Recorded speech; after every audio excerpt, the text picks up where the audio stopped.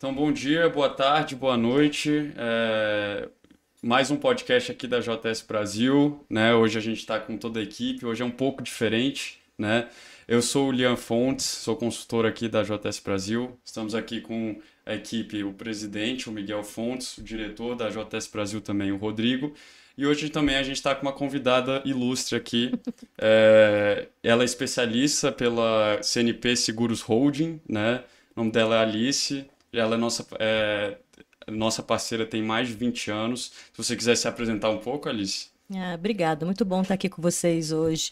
Eu sou antropóloga de formação, né, e tenho mais de 20 anos nessa trilha, né, de desenvolver projetos, de trabalhar com mudança social, percebendo também do ponto de vista das empresas, dos investimentos, e é uma trilha assim que muda muito rápido, né, então estamos aqui também o tempo todo reinventando uma forma de ser mais eficiente, uma forma de acertar mais, né. Beleza, legal. Eu achei 20 anos, né, disso. Nossa, dessa parceria com a JS Brasil. E a gente sempre falou isso, né, que a CNP, ela realmente para a gente é um parceiro fundamental, porque tudo que a gente tinha para aplicar dentro do investimento social, dentro de projetos, desde teorias de marketing social, tecnologia social, avaliação de impacto social, nós fizemos com a CNP.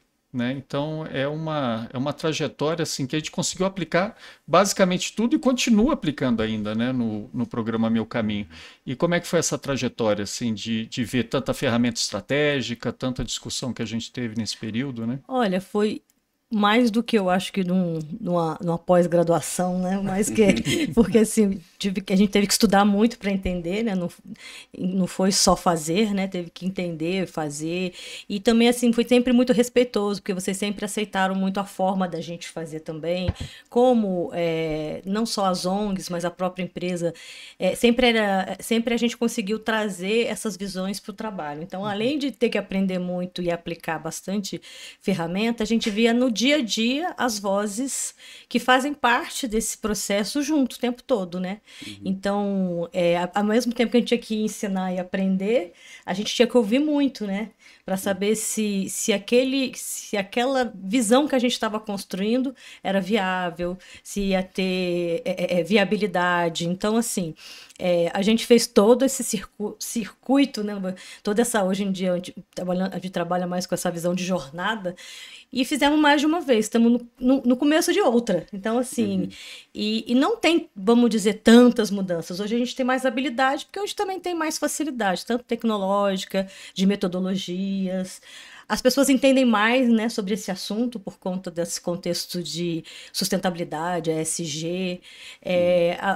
Houve muito mais investimento em política pública, então os atores, as pessoas estão mais preparadas para aceitar e receber e desenvolver essas metodologias.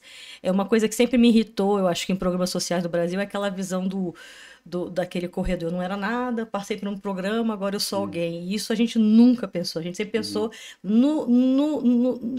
na riqueza daquela pessoa, no capital que ela tem social dentro daquela comunidade, para a gente poder incentivar, apoiar e sistematizar no sentido de dar retorno também para quem apostou nesse trabalho. Alice, para mim que é emblemático, assim, que eu lembro muito bem daquele início, que até transformou um pouco a minha forma de ver minha vida familiar, né? Que eu tinha filhos pequenos e tudo, e foi aquele trabalho de segmentação que a gente fez, que o grande vácuo das políticas públicas no Brasil era a juventude.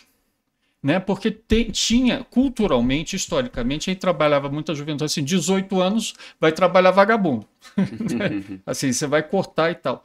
E a dimensão toda de trabalho entre 18 a 29 anos era um vácuo muito grande, porque nós estamos falando de juventude, né? Principalmente com a longevidade maior.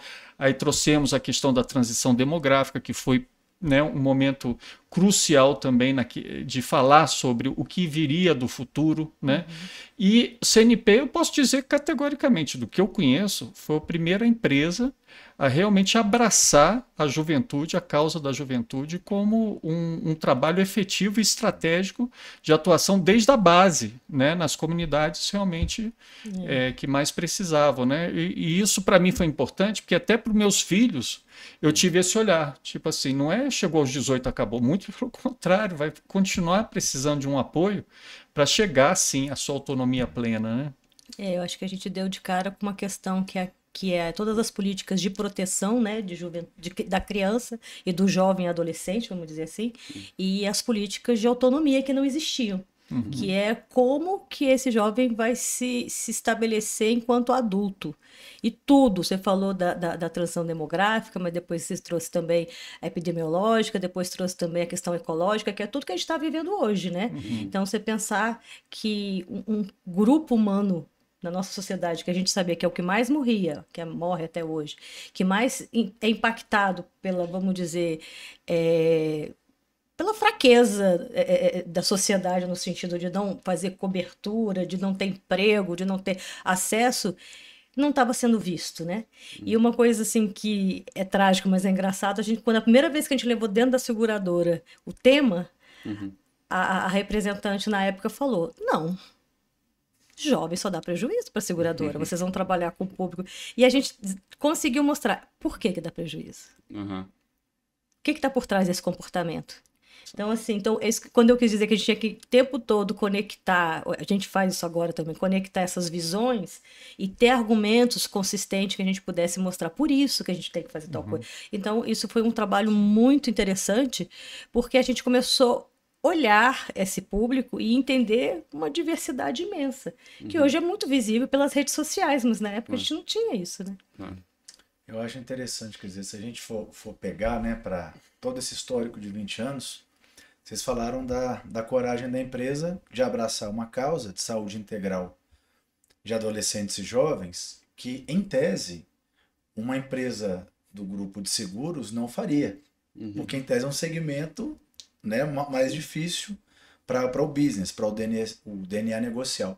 Mas tem dois outros fatores que eu acho interessantes, porque a época ela ainda, né, que era SAS seguradora, governo, foi para CNP, né, para CNP a Surrance, e aí virou Caixa Seguros, depois Caixa Seguradora, até virar agora a CNP.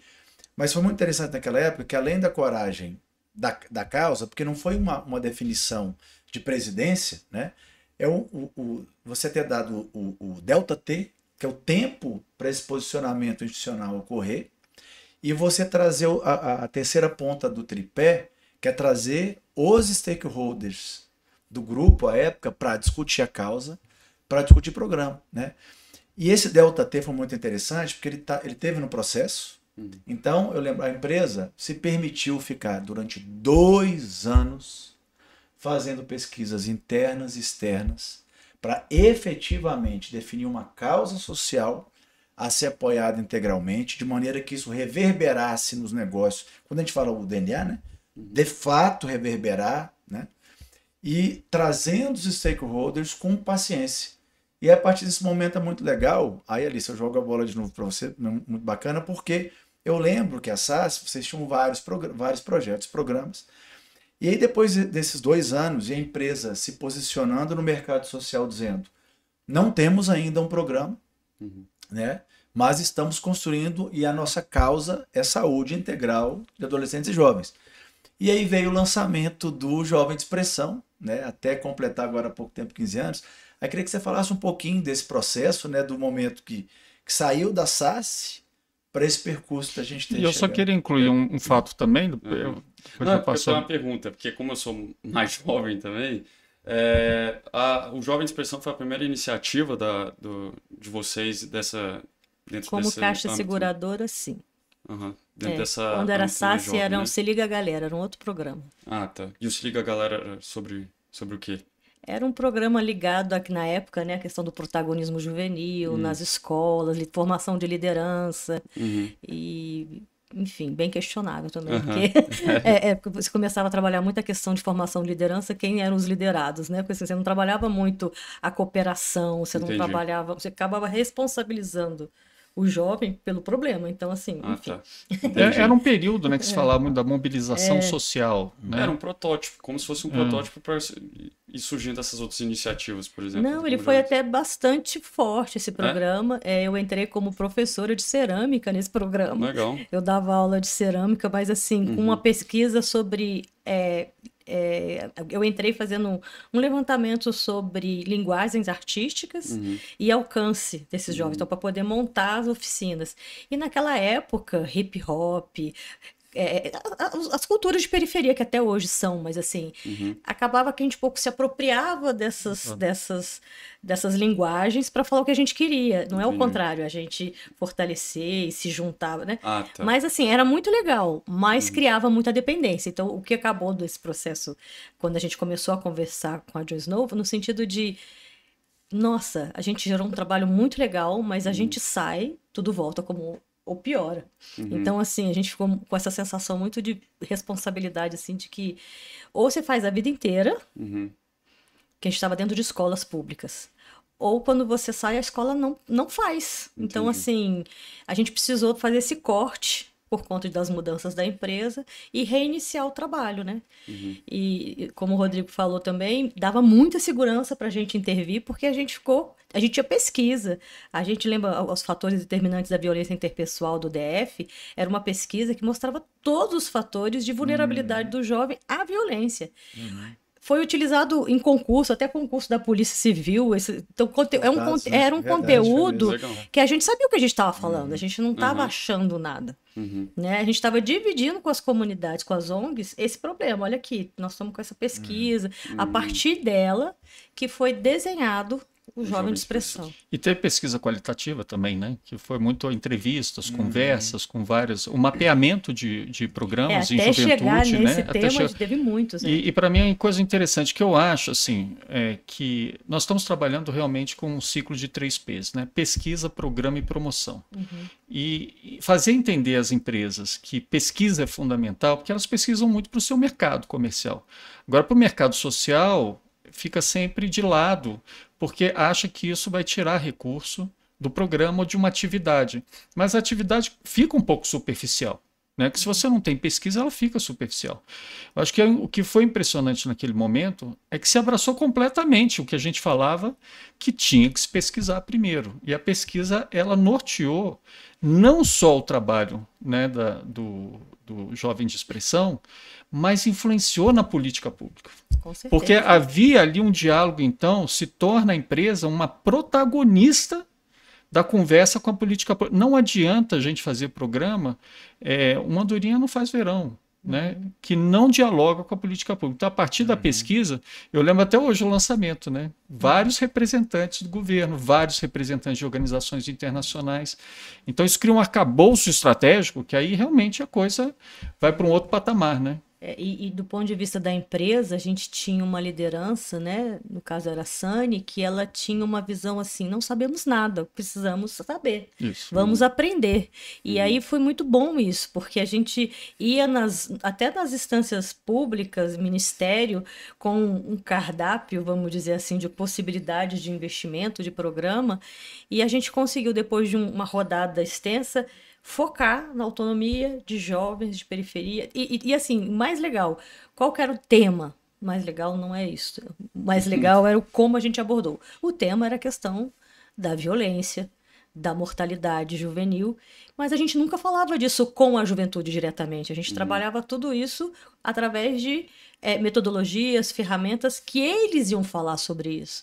E iam criar uma estratégia ou criar uma solução para enfrentar ou ter um conhecimento para que isso eles não fossem, pelo menos, desavisados, né? Aí tem vários temas, a gente pode falar de saúde sexual, a gente pode falar de...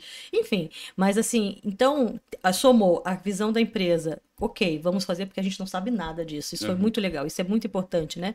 Quando uma instituição assume que precisa gerar conhecimento sobre um assunto e que tudo que ela faz vai ser compartilhado, né?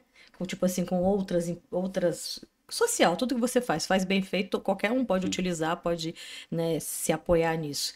E com isso também não tinha. O que acontece também nas áreas sociais, ambientais? Por alguns anos eram áreas de variedade. Tudo podia acontecer. Vem um projeto, não sei o que lá, você faz. Mas as crianças. Não sei o que, mais enfim, muita opinião. E aí, quando você tem um trabalho estruturado, você pode se conectar com aquelas outras causas, mas você se conecta a partir de uma estrutura pré-estabelecida. Então, isso gerou, quando eu falo que gerou segurança, não só de informação, que a gente sabia aonde a gente estava pisando, mas gerou segurança dos stakeholders mesmo, na conversa entre eles, porque a gente poderia acolher, vamos dizer, uma visão diferente, podia acolher um outro tema, E isso foi muito importante porque a gente não fez a pesquisa para se fechar. A gente fez a pesquisa para se abrir e levar a pauta da juventude para onde a gente ia. Qualquer lugar, o jovem simplesmente não existia. Né? Então, você estava falando de saúde, não tinha saúde para jovem. Estava falando de violência, é óbvio que é contra a juventude, mas ninguém falava disso, né? Depois vieram vários programas, como né, o Pronasce, Juventude Viva. Então, assim, é muito bom poder compartilhar e receber informações que geram essa contribuição para que a realidade seja compreendida, né? De certo ponto de vista. É muito legal para mim isso, quer dizer, desde o começo, você ter uma causa, não uma causa efetiva, uma causa social, e você ter uma vocação institucional como bússolas ali. Sim. Né? Como essência desse motor e dessa orientação. Então, essa coisa da saúde integral, com pesquisa, com programa, com advocacy, né? Com promoção, porque a Caixa de Seguros, na época, se tornou realmente um representante do setor privado que pôde participar, quer dizer, de várias mesas, conselhos, né? Tudo que envolvia a questão da saúde, e as pesquisas fizeram. A pesquisa dos fatores determinantes de 2006, as pesquisas sobre saúde sexual do jovem, então, quer dizer, aquele volume de HIV, AIDS, hepatites virais, o volume de saúde reprodutiva, o volume de educação sexual, quer dizer, até internacionalmente, eu lembro que as ações de clipping trouxeram esses elementos, né? E como vocês passaram de fato a isso, olha. E não, muitas vezes, não, a gente não está executando diretamente, mas você está investindo para que outras instituições, dentro dessa parceria, com as sinergias, né, que a empresa tinha, para você conseguir fazer isso aí, de fato, no campo, né? E até você ter o jovem de expressão aí com e teve mais, né, Rodrigo? Teve pesquisa de políticas públicas, teve pesquisa sobre mapeamento de programas, foi pesquisa, uma carga de pesquisa e aprendizagem, que eu acho que isso é interessante, né? A gente, como pesquisador, consultor, a gente não vem, por exemplo, a CNP, no sentido de dizer, a gente já tem alguma resposta. Não tem resposta nenhuma. A gente tem ferramentas. Exatamente. Então a gente está ali para escutar primeiro também. Né? Tá longe de ser assim, olha, vamos implantar o programa dentro das orientações que a gente já tem pré-determinadas. O P de pesquisa, ele é um momento que você falou da Sânia, eu acho muito legal, e foi também o seu aprendizado da própria Célia naquele momento, né? É que a gente estava abrindo para aprender mesmo. Que linguagem é essa da juventude também? Então, se estudou até isso, né? Quais eram os movimentos musicais, artísticos, o skate, né? o hip hop. Aí trouxe até lideranças, né? Como o Grande Japão aqui da Ceilândia, né, que faz um trabalho de hip hop incrível, e como usar isso para transformação social. Então isso tinha que ser identificado, não pode ser um programa feito dentro de uma política de quatro paredes, né? Não funciona. E a empresa acreditou em conceitos que naquela época, quer dizer, você passou todo ali aquele final dos anos 90, começando a tatear responsabilidade social e investimento social. E como você falou, Miguel, aquela questão, o que é uma ferramenta? Não é para ser escravo de ferramenta, mas como é que uma ferramenta entra dentro de uma lógica de conceito, de pesquisa de programa que foi, de fato, foram construídas em conjunto, né? Então, aí vem para mim essa perna do stakeholder, porque desde o momento, quando a gente fala do marketing social, que aí não é o marketing social digital que a gente fala, do impacto digital, a gente está falando, como já falamos aqui, né, em outros posts, de ferramentas para transformação, vinculadas, manuais, né, aos objetivos de desenvolvimento, mas como o grupo à época, né, e até hoje, trouxe os stakeholders, profissionais, trouxe pessoas ali que estão muito vinculadas para aprender o que é o marketing social, como é que isso se aplica aqui, como é que a gente participa dessa construção. E aí você vê o social não trabalhado como algo assistencial, Sim. pontual, momentâneo, com recursozinho que sobrou aquele com tal do fundo perdido, não. Tem que ser estratégico. Então é muito legal. Lembrar que a gente fez isso tudo dentro da empresa, né? A gente tratou como um produto social mesmo desde o começo. Então, assim, o Instituto nasce em 2017 como fruto desse trabalho. Né? Não foi uma coisa, vamos criar um instituto e depois fazer um trabalho. Não, o trabalho foi feito e conforme as pessoas que trabalhavam dentro da empresa iam participando, validando pesquisa e ajudando a gente, estou falando para os colaboradores da empresa, eles tratavam como um produto social. E até hoje eu fico pensando, se o ESG conseguisse ter essa dimensão de consistência e conexão, que até então está todo mundo tentando colocar dentro de uma equilibrar essas 3 letrinhas, né, do ambiental, social e governança, mas não existe um trabalho assim hoje que eu conheça assim que nasce assim do não sabemos nada, vamos fazer? Então, assim, que é muito legal. Eu acho que é primeiro... eu tô botando assim, que hoje existe já um contexto, né, para que tenha esses produtos. E a gente não tinha contexto nenhum. Sim. A gente só teve uma aposta de uma pessoa que falou, olha, não sabemos, vamos desenvolver como... E nós ficamos dentro do marketing um tempo, né? Então, assim, a gente ficou dentro do marketing. Foi ótimo, né? Foi ótimo, porque a gente usou toda essa visão de pesquisa. De foco, de comportamento, de quem é aquele jovem, por que ele está sofrendo. Reverberou, então, para a empresa, você achou? Essa questão, noção da importância da pesquisa? Também até para o próprio negócio da empresa. Eu acho que sim, porque ela tratou desse jeito desde o começo, né? Porque quando a gente levou a primeira proposta para um presidente, ele falou, olha, não conheço essa metodologia, não sei como é, mas eu acredito, pode fazer, né? Aposto nela. Então, assim, a gente teve chance de começar, e como vocês falaram, não foi uma visão assim, a consultoria vai vir dar uma resposta. A gente trabalhou junto, né? Isso foi muito importante. A gente, quando eu falo trabalhar junto, é trazer também a visão da empresa, das pessoas, junto e também falamos com muitas organizações, com a OPAS, conversamos com muitas outras ministérios. Então a gente ficava o tempo todo batendo na porta das pessoas, né? Checando a escuta, se é isso, se já fez, se não fez, olhando coisas fora do Brasil para ver se isso já tinha sido de certa forma. A gente tinha até um observatório da OPAS que tinha em Washington, que a gente mandava todas as pesquisas para lá.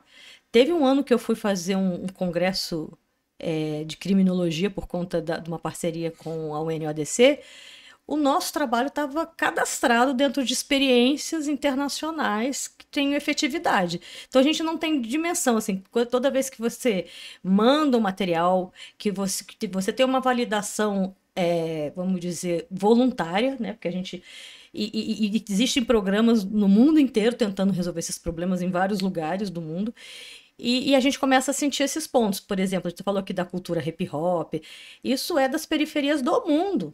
Não é só do Brasil, como é que eles se organizam, né? Então, assim, e a gente levou esse... E aí, gente, olha, nós temos esse problema. Como que a gente ajuda o jovem a enxergar essa realidade, aumentar o conhecimento dele, melhorar, né, a atitude dele para poder sobreviver nesse ambiente? E aí as pessoas se fecharam, né, e foi crescendo. E assim, bom lembrar que os programas existem até hoje, a maioria deles. Não, assim, mudaram, tiveram outros parceiros, outros investidores. E só para finalizar também, uma questão que era importante dentro da empresa, do ponto de vista da empresa, que é exatamente, estou falando, era um investimento. A empresa estava fazendo um produto social com investimento financeiro e ela queria entender o que teve de resultado. Não era uma planilha de resultado. Não era uma planilha, cheque, fizemos isso, fizemos aquilo. Não. Era o que esse recurso que foi dentro de uma metodologia teve de retorno. E também as observações, né, que a gente via com o tempo. A gente tem várias experiências. Não tem a menor dúvida, né? Essa coisa de... Foi uma empresa cidadã, no sentido de realmente querer ser um agente de transformação, né? Porque essa coisa do governo e público é muito delicado, né? Muita gente acha que o bem público é exclusividade de governo, não é. Né? É da sociedade. Da sociedade. Então, lógico que o terceiro setor tem uma participação. Eu ouvia nos anos 80, por exemplo, dizendo que o dia que resolvemos todos os problemas sociais, as ONGs não vão ser mais necessárias, hoje as OSCs. Né?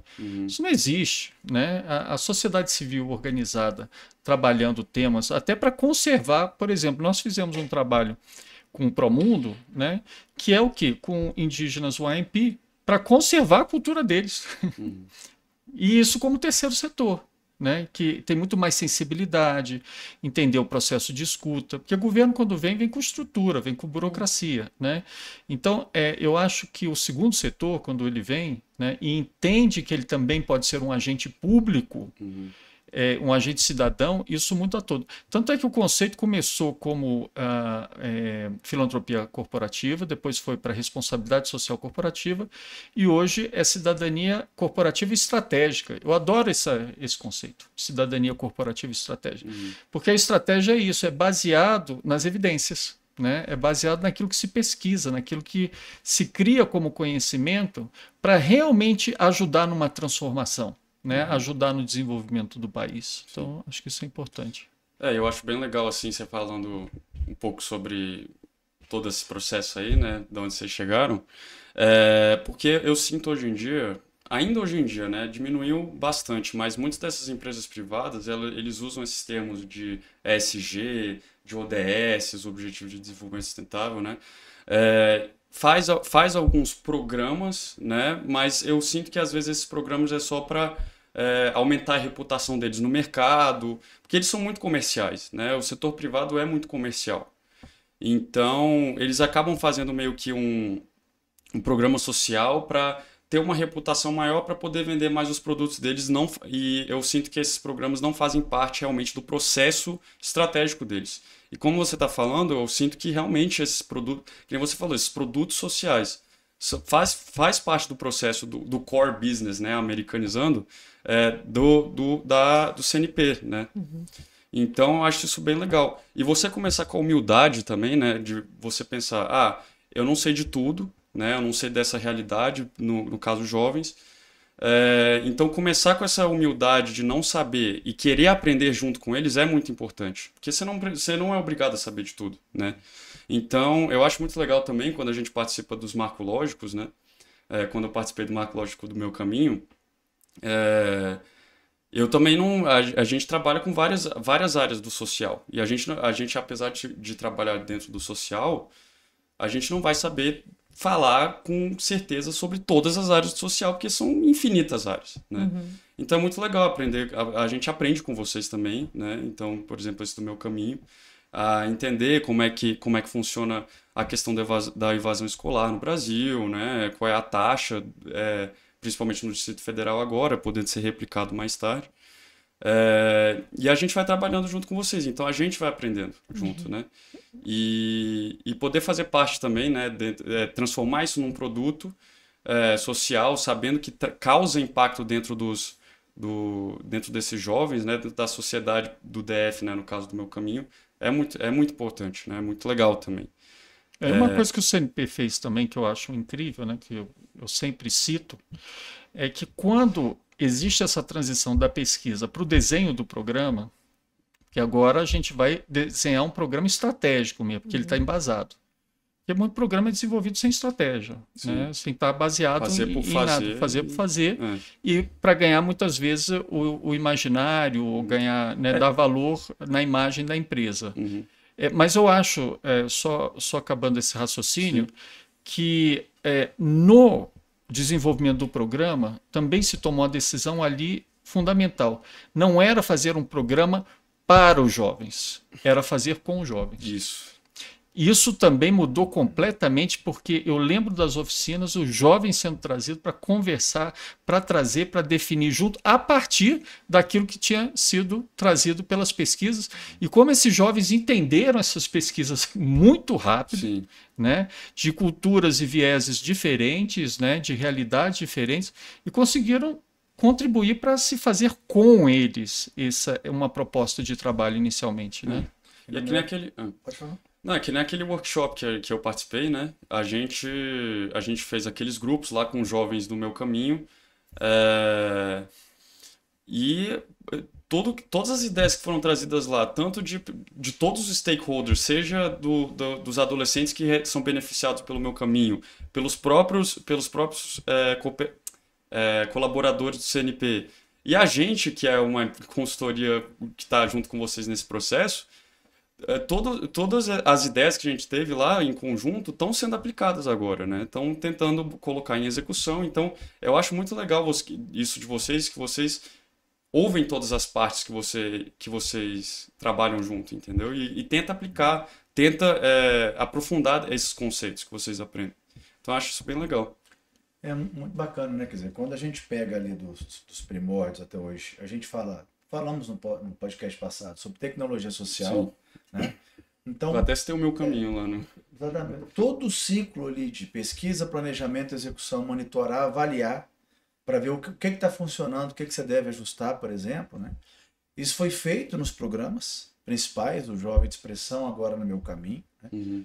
E isso reverberou quando a gente fala nas questões de branding, institucionais, as pesquisas nacionais sobre saúde sexual que a gente falou, que foram potencializadoras do próprio Instituto hoje, né?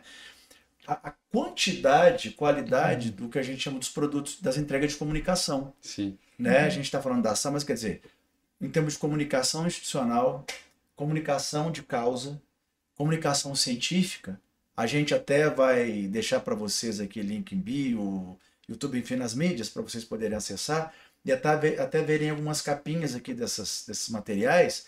Mas, poxa, estudo de impacto econômico de um programa, que foi o Jovem de Expressão em 2007, 2008, qual outro programa, qual outra ação social empresarial no Brasil chegou a esse ponto de fazer para você ser um dos programas de benchmarking social vinculados à saúde pública, que ninguém falava de saúde pública, principalmente mostrando que R$1 investido trazia um retorno efetivo. Está na OPAS isso lá. Exatamente. E outras publicações, os materiais tão bons. Eu lembro que o PNUD ficou muito impressionado, né? Tinha um representante do PNUD que nunca tinha visto um estudo como esse de custo-benefício dentro de uma loja. O próprio Correio Brasiliense fez uma reportagem enorme, né? Jovem é um grande investimento e tal, para mostrar como era esse retorno, né? Mas aí tem o outro lado, a gente estava ouvindo o empresário, e a gente tinha que falar a linguagem dele também. Por que não? Porque o social também não compra muito assim, às vezes, por falta de conhecimento. Então, assim, a gente precisava também ouvir da empresa o que é importante para ele. Né? E vocês sugeriram, vamos fazer uma pesquisa de retorno financeiro, vamos mostrar efetivamente... Econômico. Econômico, desculpa. Eu sou antropóloga, eu sou da parte do diálogo.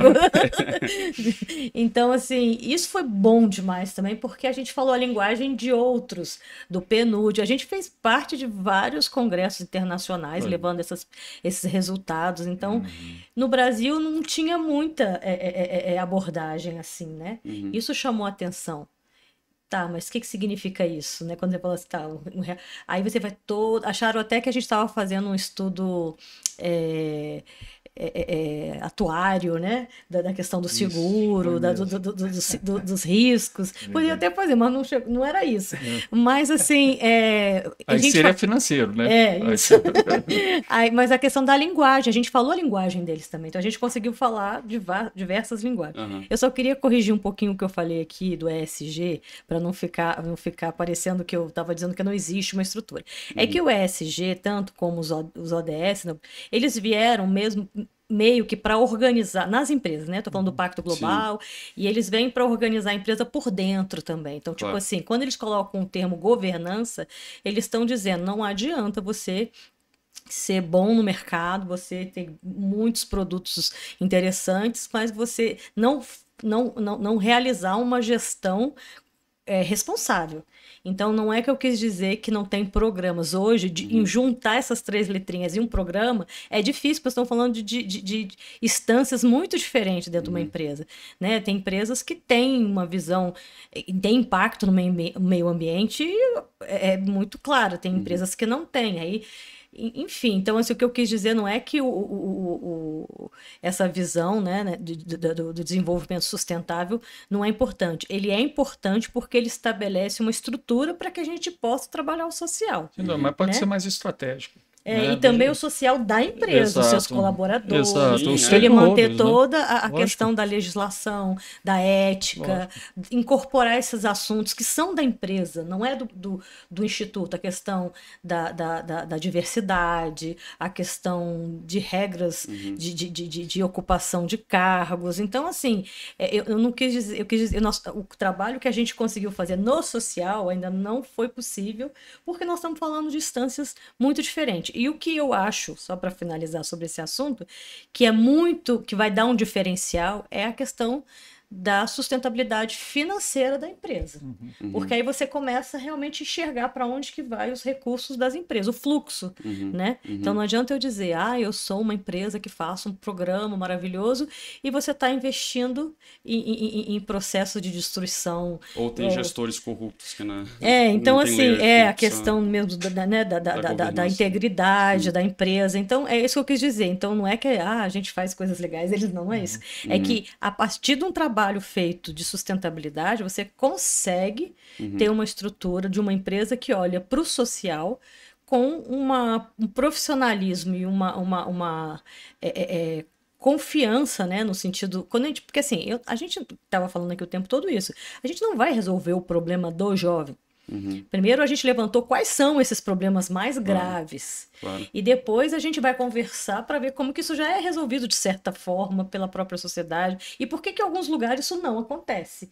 E aí você, né, vai criar toda a questão das metodologias. Com as metodologias você vai criar como é que você vai fazer uma intervenção que realmente faça a diferença para as pessoas e que dê retorno.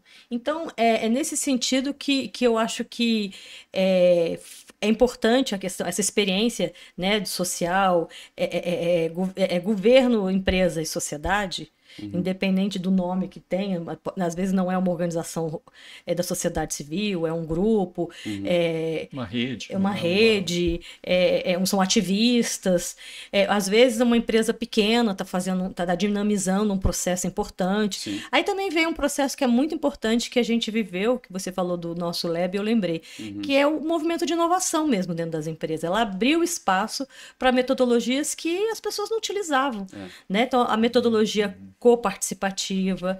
O próprio instituto ele foi feito em cima de um co-design. As pessoas foram lá na obra, fizeram todo um dia inteiro de trabalho, fizeram maquete. Quando a arquiteta pegou, ela falou, isso aqui não vai dar certo.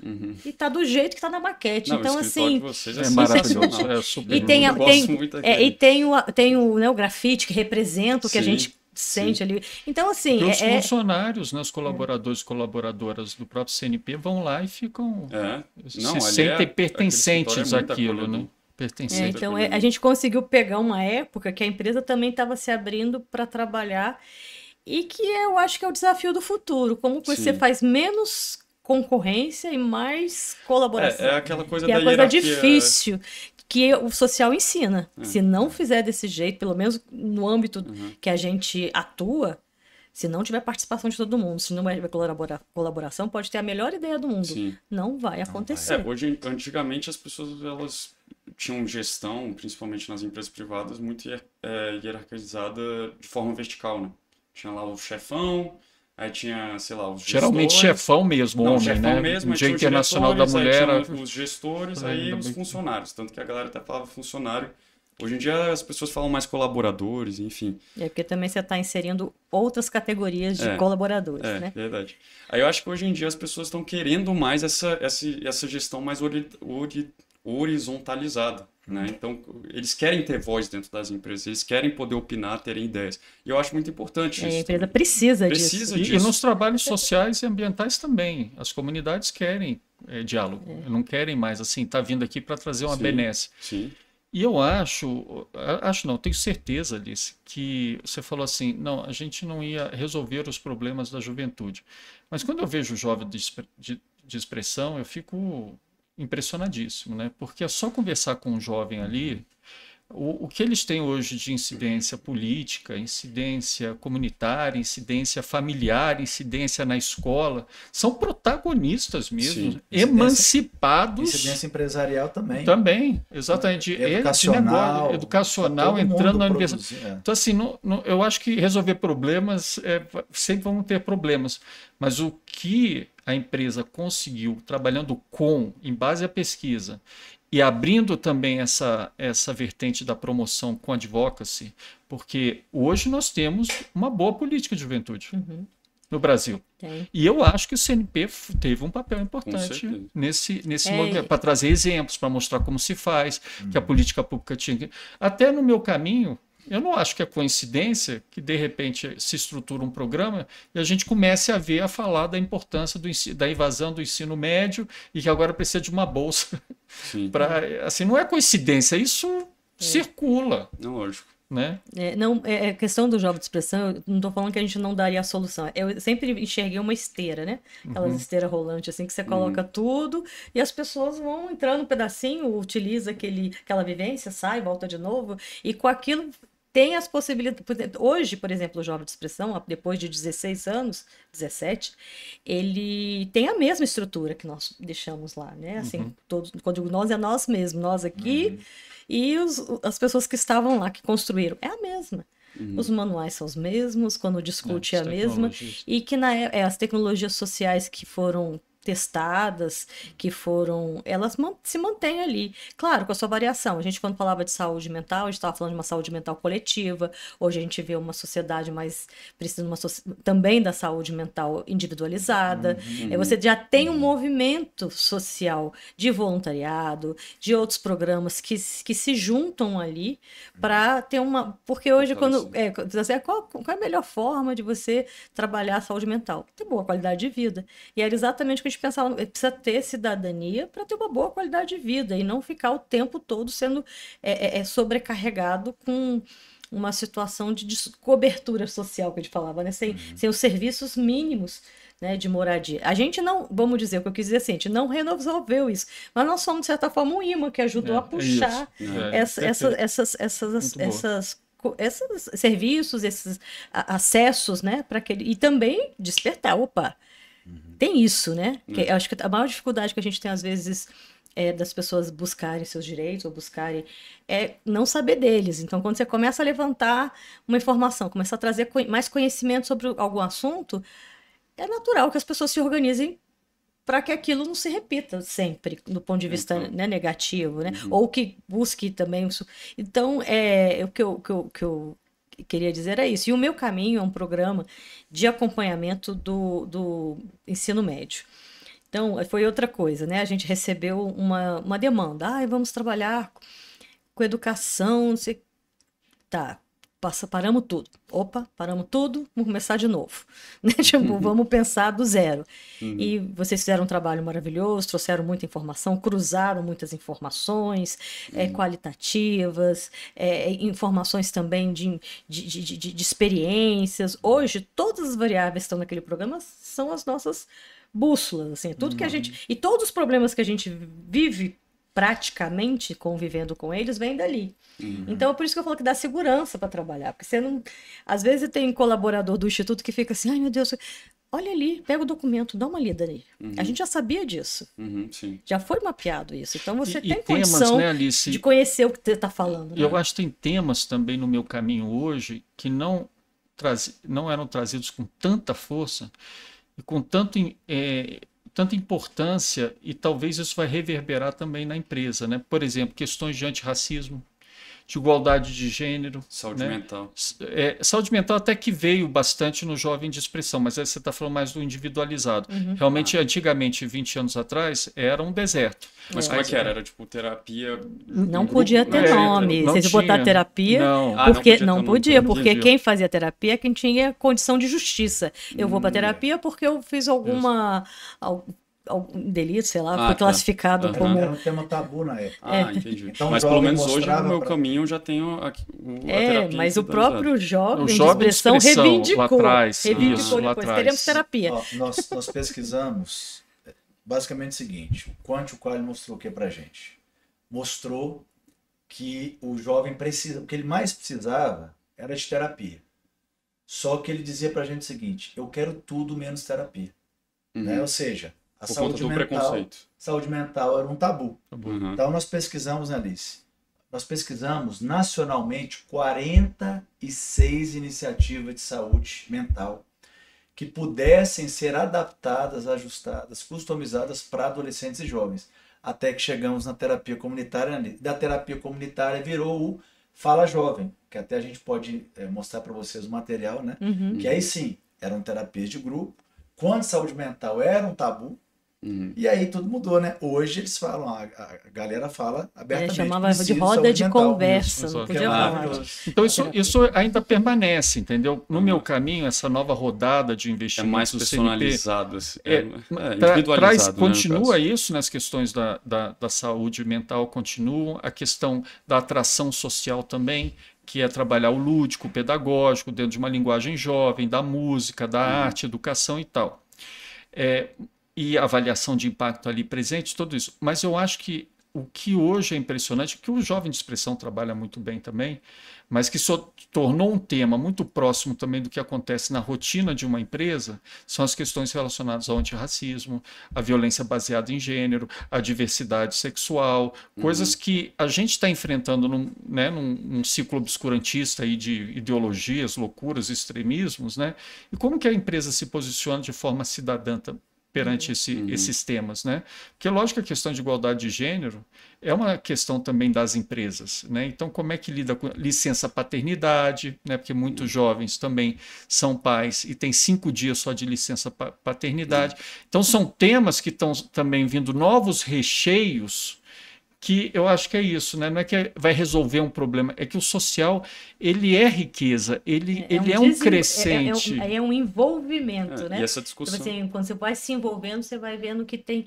E tem muito potencial também, né? Então, assim, muitas coisas que a gente fazia num ambiente, vamos dizer, menos urbanizado, que a civilização fazia, numa época que, tipo, tá mais junto, discutir coisas, questões políticas eram discutidas. E com a urbanização, a questão também de muito trabalho, carga pesada, aí vai tirando das pessoas o que era natural, que era uma conversa sobre esses assuntos. Então, assim, é muito sério isso, né? Você estava falando da questão racial, a questão de gênero dentro das empresas. Isso é muito sério porque essa questão do desenvolvimento sustentável, né, do social, ambiental e econômico, vamos dizer, lá atrás, é muito maluco, porque não existe negócios sem pessoas, não existe pessoas sem um planeta para viver. Então, assim, é claro que você precisa olhar para tudo isso. Não adianta tirar de um lugar que vai acabar e você vai ter qualidade de vida comprometida, você vai ter crise climática, você vai ter tudo que nós estamos vivendo agora. Por quê? Porque isso está integrado. E eu não sei que raciocínio que foi que aconteceu em algum dia que compartimentou isso, né? E hoje a gente tem até visões que eu acho maravilhosas, como do Krenak, como uma filosofia original, assim, originária, né? Vamos dizer assim, que vem. Então, hoje, eu conversando uma vez com uma pessoa na empresa, nossa, li um livro, achei assim, tão bonito ele falar que água não é recurso. Eu falei, nem ser humano é recurso. Então a gente acabou, tudo virou recurso. E aí, quando você começa a ver que não é... Essa é a dificuldade de colaborar, né? Então, se é um recurso, qual é o recurso mais valorizado que o outro, né? Então, assim, nesse sentido de olhar a empresa também como um lugar vulnerável, que ela precisa também olhar para essas questões, para ela não se canibalizar e também não gerar situações que existe, gente. Hoje a questão do assédio, existe Ministério Público, existe tudo. Então as pessoas não estão mais não sendo vistas. O celular é a principal arma quando eu digo arma, no sentido de registrar coisas que há anos atrás ninguém registrava. Sim. No sentido de ofensa, de violação de direito. Então, a empresa virou esse lugar também exposto. E ela precisa tratar disso. Cuidado. E ela tem todos esses personagens dentro. Ela tem a pessoa da periferia, ela tem a pessoa que veio de uma cultura mais, vamos dizer assim, valorizada por esse ambiente empresarial. Então, você tem um pouco disso. Como é que você convive dentro de uma empresa com 1.000 pessoas? É verdade. Então, a empresa teve que também pensar nessa habilidade, né? De não ser injusta, em termos salariais também, em termos de gênero. Então, é uma questão para a humanidade de agora. Claro. A gente precisa... Agora, eu acho Saber conviver. mas existem regras, existem pesquisas, a sociedade está cheia, e veio muito com essa visão dos ODS, cheia de pesquisas sobre isso, sobre o melhor desempenho, quando você pode ser você mesmo, melhor desempenho, quando você tem mais liberdade. E é o que a gente falava para o jovem, Anza. O jovem, quando ele consegue ser ele mesmo, no sentido de usar seu potencial, ele tem muita mais capacidade de se realizar, de se valorizar, de ter conhecimento de que possa se proteger. Então, a gente está falando da mesma coisa, no final das contas, em situações diferentes. Né? Isso é bem interessante. E uma outra coisa também que eu achei interessante, que eu não vou dizer que o nosso trabalho influenciou, mas a empresa abriu o grupo, né, empresarial abriu a Yuzi, que é uma plataforma digital de seguros para jovens, que a maioria dos seus clientes são jovens, porque é tudo customizado, tem essa linguagem fácil de usar tudo no digital. Então, querendo ou não, eu não estou querendo dizer que tem diretamente essa influência, mas a empresa se sentiu à vontade de trabalhar. Exato, porque qual que é a questão? Qual né? que é a questão? Que como você trazer a juventude ou fazer educação financeira, cultura de seguros para essa juventude imediatista que está passando esse processo todo de perda de direito, de insegurança, não vai ter mais aposentadoria, não vai ter mais propriedade, não vai. Então, assim, é uma questão que a gente também tem que pensar, que são soluções que a empresa pensa também como produto. E com o Meu Caminho também teve isso. A empresa começou a pensar um produto. Aí é uma coisa que eu estou falando muito interna, porque não tem não converteu em um produto de fato, mas existem pesquisas internas para uma capitalização, uma previdência ligado à educação. E a educação de ensino médio superior, que é essa fase que a gente trabalha, por conta da dificuldade das famílias de poderem dar essa condição também, e também por conta dos indicadores que a gente tem de abandono, evasão, e aquele indicador também que a gente viu final do ano passado, que é as vagas que as universidades públicas e privadas não conseguem preenche, né, preencher. Então, assim, tem coisa dos dois lados. Tem gente querendo entrar e tem vaga sobrando. Né? É verdade. Eu só queria, assim, eu sei que o nosso tempo está acabando, Alice, mas eu queria te perguntar assim, nessa trajetória toda de 20 anos, umas 3 coisas que você acha que de repente o CNP poderia ter feito melhor. Assim, tem alguns, porque a gente falou tanto dos sucessos, né? E realmente é uma coisa impressionante, porque se tornou até uma cultura institucional. A gente vai lá e fica muito impressionado, né? Toda vez que vê essa vontade de estar no conhecimento, na pesquisa, em desenho de programa, em uma promoção muito advocacy, né? Não só aquela que fortalece também a imagem da empresa, que é importante. Mas quais foram momentos assim que você acha que poderia... Foi um momento de aprendizagem que, de repente, o investimento não valeu tanto a pena? Eu acho que faltou fazer uma conexão de comunicação mais forte com os acionistas. De vender os programas para dentro das empresas, no sentido de fazer mais comunicação, de fazer um trabalho mais... A gente ficou muito preocupado em atender e ter, vamos dizer assim, ter uma excelência no trabalho prático, quando eu falo prático, de executar tudo aquilo que foi proposto, mas a gente não trabalhou muito a comunicação no sentido de vender essa experiência e influenciar. Eu estou falando dos acionistas, porque as outras empresas se movimentaram bastante e fizeram isso também. Eu senti que ela não se sentia muito segura para fazer essa comunicação para os seus. né? Para botar, olha, senhor, sempre tiveram aqui, sempre acompanharam, não é isso, mas a gente não produziu material para eles. A gente não falou diretamente com eles. E quando eu falo a gente, a própria área que trabalhava e a própria decisão de comunicação, assim. Então, eu acho que isso ainda falta fazer. Né? Agora a gente tem mais necessidade de fazer por conta de segregação de empresa, por conta de um modelo diferente, né?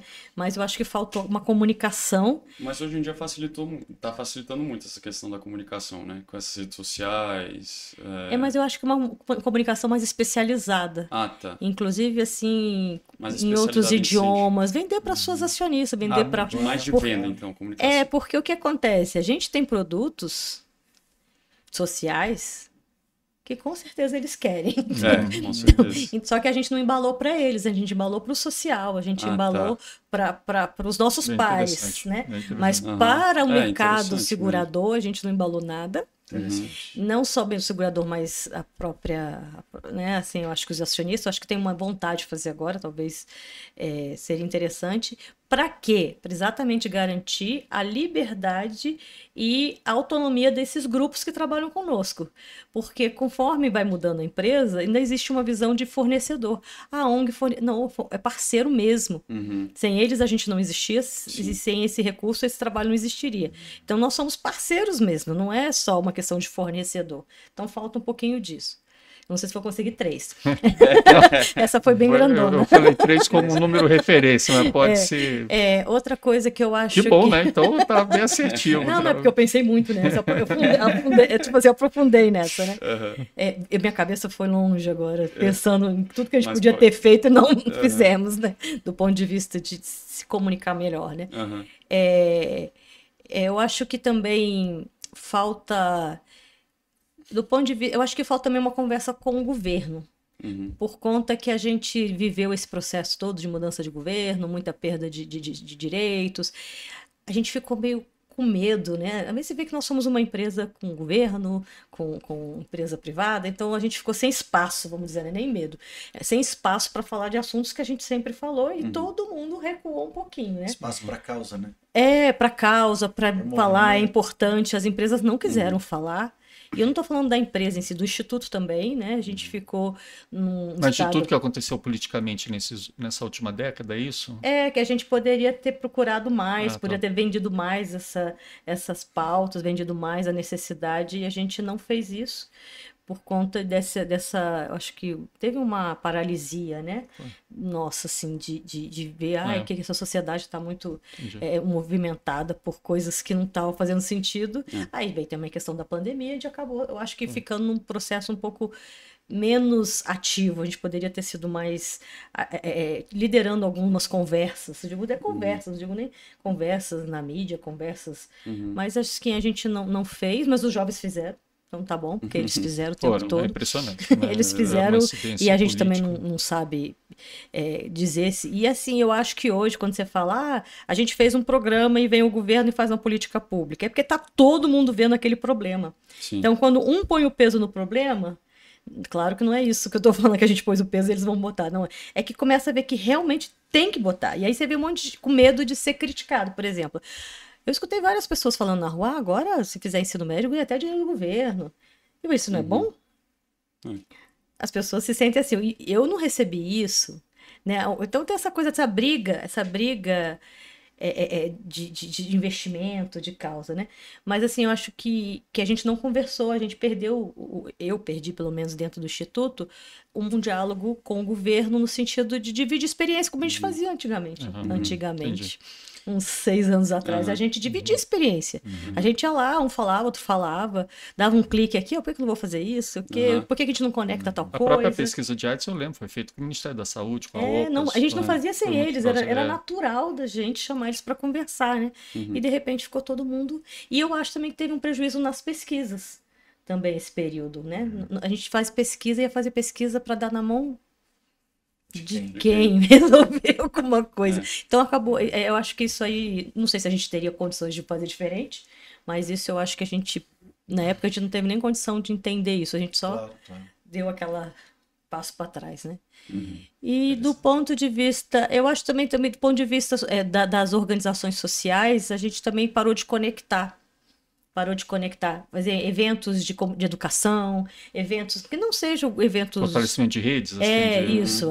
Parece que a rede social é a única que existe. Na verdade, não é isso. Redes sociais, uns anos atrás, era uma rede de instituições sociais que se reuniam para conversar e dividir experiência. Isso eu sinto um pouco de falta. Voltou às conferências, né? Voltaram às conferências, então a gente está vendo que as conversas estão acontecendo, mas as ONGs ficaram meio compartimentadas, né? Tipo assim, cada um na sua... eu sinto falta desses... E eu falando que é erro nosso, que a gente poderia estar propondo isso.